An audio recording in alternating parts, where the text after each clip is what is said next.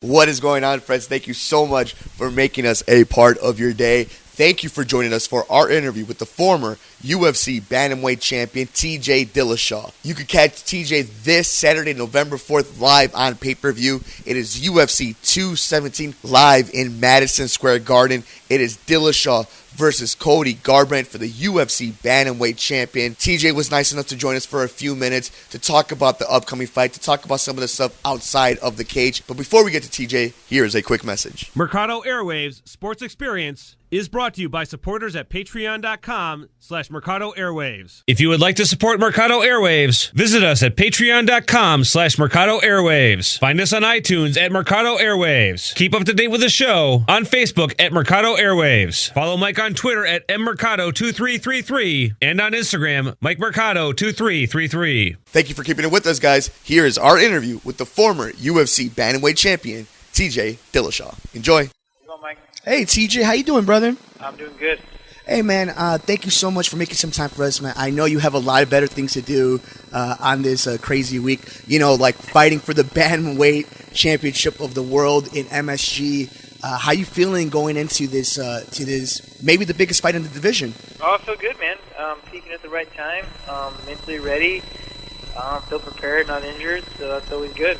You know, I find it the most interesting. I actually had on Ryan Bader a little earlier on today, and one of the most interesting things I've been noticing from the guys who hit that next level is being able to know their body, being able to know when they're healthy, when they need to rev it up a little bit, bring it back. Has that been one of the biggest evolutions in your game over the last few years? Absolutely, man. It's definitely something you learn throughout the years of competing and making sure you don't overtrain and just listening to your body, you know, and like I said, making sure I peak at the right time.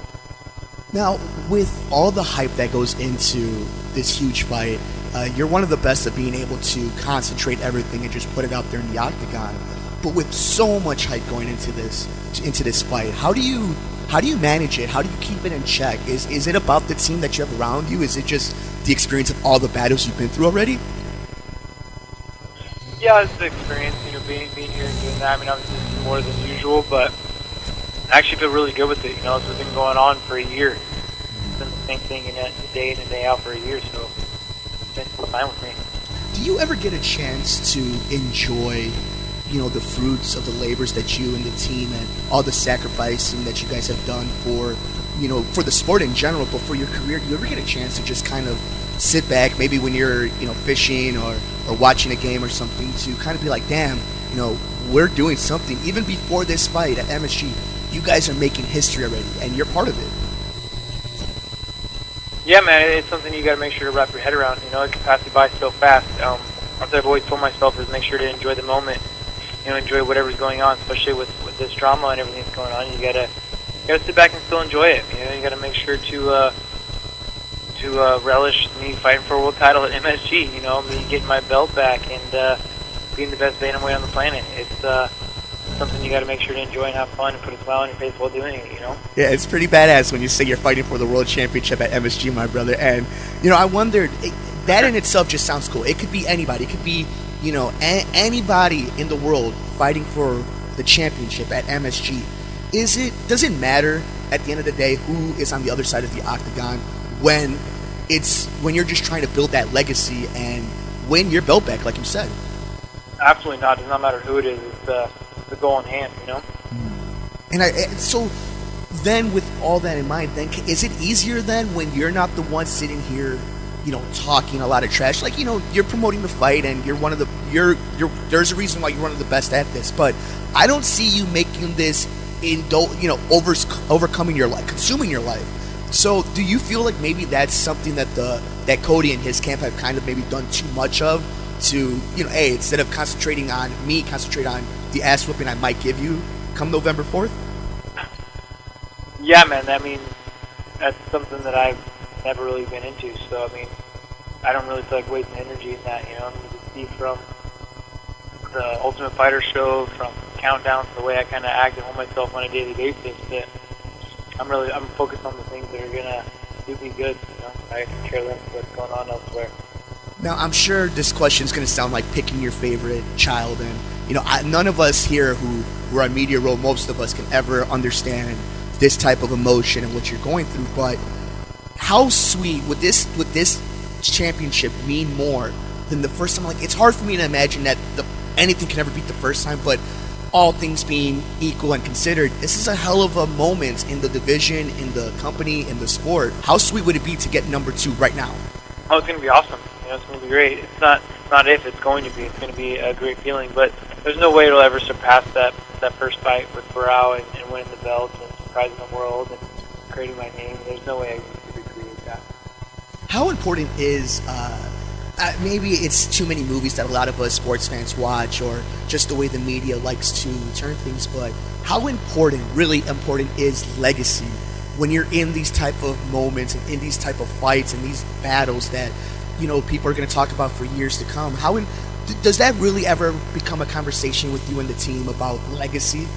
The legacy, not with the team or anything, but with myself and my wife, is that I want to keep a legacy that I'm proud of, that my child that I'm about to have is going to be born and be able to look back on and say, that was my father, and be proud of him, Hey, man, I don't want to be out congratulations. there acting like a jerk. I appreciate it. Thank you. Yeah, man. No, and like you were saying, I think that's always been one of the things that a lot of people who have followed the sport, especially from when you started, just how dedicated you were to the craft. And I think a lot of that has to come from wrestling, that dedication, that willing to evolve the sport. Do you feel like that's kind of been the crust of how all this has accumulated into this moment at MSG? Absolutely. Yep. You know what? I know you got a crazy day, so we're going to get out of here on a few easy ones. I know you got the little one coming up. That's some awesome news. But so before, you become daddy and all it is about the little one, what do you and the lady like to do, just when you aren't kicking ass and taking names? Shoot, man, it's really just kind of hanging out at home. We just built an awesome house out in Colorado, hanging out on the lake, and just enjoying time together. My life is so crazy. I'm always on the road that if I get a chance to be at home, it's almost like vacation. How is Colorado when it comes to, because you're from the West Coast, right? How was the move to the mountains? Yeah. It was good, man. I'm an outdoors man, so they have great hunting up there. Nice. It's an awesome area. You couldn't choose to live in a prettier area. If it wasn't California, I feel like Colorado's the only other place I'd really want to live. So yeah, man, it's been great for me. We just built a house on a private lake that got our boat in it, so I can't really complain there. It's been a dream come true. Oh man, how's the fishing over there? Tell me it's better than here in Chicago. Oh, dude, the fishing's amazing. It's like I said, it's a private lake, so it's stocked full of awesome bass. We just stocked it with some 7-8 pound bass. We got big catfish in there. It's amazing. Oh, I bet. So I don't mean to rub it in or make you jealous. It's okay. Hey, I'll be jealous when you're holding the Bantamweight Championship, catching some nice 8-pound bass, man. I'm with you. Yeah. All right, brother. You know what? Let's get you the hell out of here. Any last words when people tune in on pay-per-view? For all the fans who aren't deep into it, who are going to make this one of their first pay-per-views, maybe the last one of the year for them, what can they expect from you and this all what you always give us every single time you get into the octagon? Yeah, man. I feel like that's why I'm fighting. I'm fighting for the fans. I get out there and put on a show every time, so don't miss it. It's going to be action-packed. It's going to be a thriller, and it'll be something you won't want to miss. TJ, good health, good luck, congratulations, man. All the drama, everything that's been said, you've kept your head straight, and all you've done is kick ass.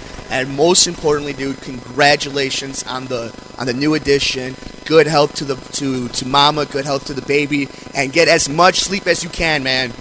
Everyone tells me that, so I like my sleep too, so I better get ready. All right, brother, have a good one. Good luck, man. I appreciate it. Thank you. You got it, brother. A huge thank you to TJ Dillashaw, to the UFC, and the fine folks at New York. You could catch the co-main event for the Bantamweight Championship. It is UFC 217, TJ Dillashaw versus Cody Garbrandt. It's going to be a hell of a fight, maybe the biggest fight in the Bantamweight division. That is Saturday, November 4th, live on pay-per-view. But that'll do it for us, guys. Thank you so much for joining us. You can follow us everywhere in the universe. I'm on Twitter at Mercado2333. Like us on Facebook at Mercado Airwaves. We're on iTunes, so please rate, review, like, share us, guys. That's iTunes, Mercado Airwaves. Also, every one of our interviews and shows is brought to you by our amazing producers at patreon.com/Mercado Airwaves. You can actually check out if we have a tier just for you. If you would like to have your business advertised on our show, if you would like to get these episodes ad-free or before anybody else, just check us out at patreon.com/Mercado Airwaves. Subscribe to us on YouTube, youtube.com/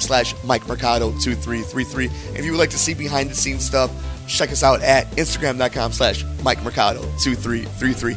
Thank you so much to TJ. Thank you to the UFC, the fine folks in New York, and thank you to you guys for joining us today. We will see you next time here on Mercado Airwaves Sports Experience. To be a part of the show, follow us on social media. Like us on Facebook at Mercado Airwaves. Follow us on Twitter.com at mmercado2333. And help the show out by liking, rating, sharing, and commenting on the show on iTunes/Mercado Airwaves. Subscribe to us on YouTube at youtube.com/MikeMercado2333. Check us out behind the scenes on Instagram, MikeMercado2333. Thank you for listening to Mercado Airwaves Sports Experience.